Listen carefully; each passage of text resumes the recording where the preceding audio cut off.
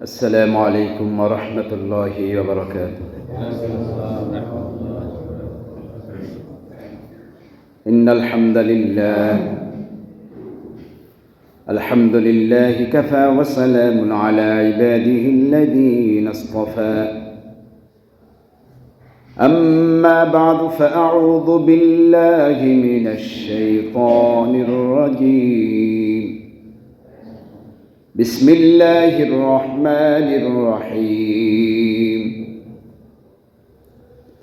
سبحان الذي أسرى بعبده ليلا من المسجد الحرام إلى المسجد الأقصى الذي باركنا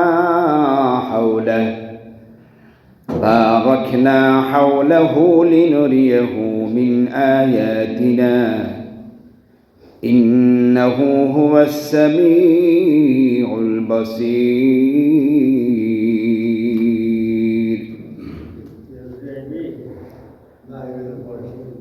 وعن جابر بن عبد الله رضي الله تعالى عنهما أنه سمع يقول الله صلى الله عليه وسلم: لما كذبتني قريش فقمت في الحجر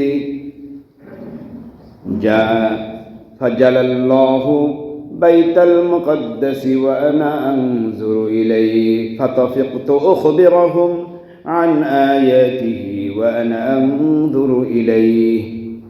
رواه البخاري. أو كما قال النبي عليه الصلاة والسلام: اللهم صل على سيدنا محمد وعلى آل سيدنا محمد وبارك وسلم. بلغ العلا بكماله كشف الدجى بجماله حسنت جميع خصاله صلوا عليه وآله. আলহামদুলিল্লাহ, আল্লাহ পাক আমাদেরকে দয়া করে, মায়া করে, মহাব্বত করে, সুস্থ রেখে দিনের বুঝ দান করে আল্লাহ প্রেমিক বানিয়ে তারই ঘরে মেহমান করে এনেছেন, এই জন্য শুকরিয়া আদায় করি আলহামদুলিল্লাহ। আজ শাবান মাসের 3 তারিখ, 9 মাঘ, 23 জানুয়ারি। আলোচ্য বিষয় নবীজির মেরাজ। আল্লাহ পাক রব্বুল আলামিন আমাদেরকে নবী সাল্লাল্লাহু আলাইহি ওয়াসাল্লামের মেরাজ আলোচনা, গত জুম্মায় ইসরার আলোচনা হয়েছিল, আজ মেরাজের আলোচনা হবে ইনশাআল্লাহ। সময় কম, আলোচ্য বিষয় গুরুত্বপূর্ণ বিষয়।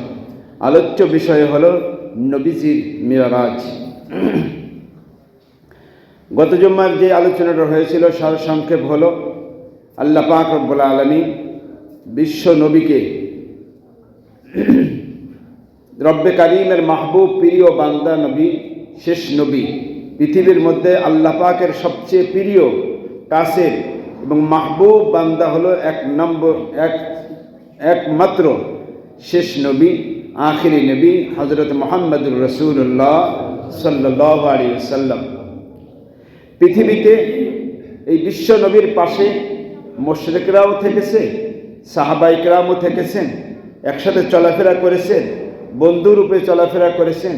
ফেরেশতারাও নবীর কাছে এসেছে, শরীরের সাথে টাচ লাগিয়ে বসেছে, রানের উপর রানের সাথে রান টাচ লাগিয়ে বসেছে। সব কিছু আল্লাহ পাক দেখেছেন। তো মেরাজটা এমন একটা বিষয়, এক পর্যায়ে বলা যায় আল্লাহ পাক রব্বুল আলামিনের ঈর্ষান্বিত বশীভূত হইয়া, ঈর্ষার ভিত্তিতে আল্লাহ পাক রব্বুল আলামিন নবীকে কাছে নিলেন।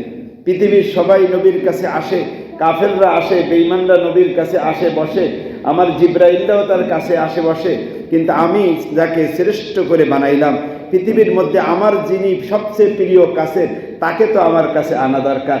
এই জন্য আল্লাহ পাক রব্বুল আলামিন বিশ্ব নবীকে মেরাজের মাধ্যমে রব্বে কারীমের কাছে নিকটে সশরীরে আল্লাহ পাক রসুলকে নিলেন। সুবহানাল্লাহ।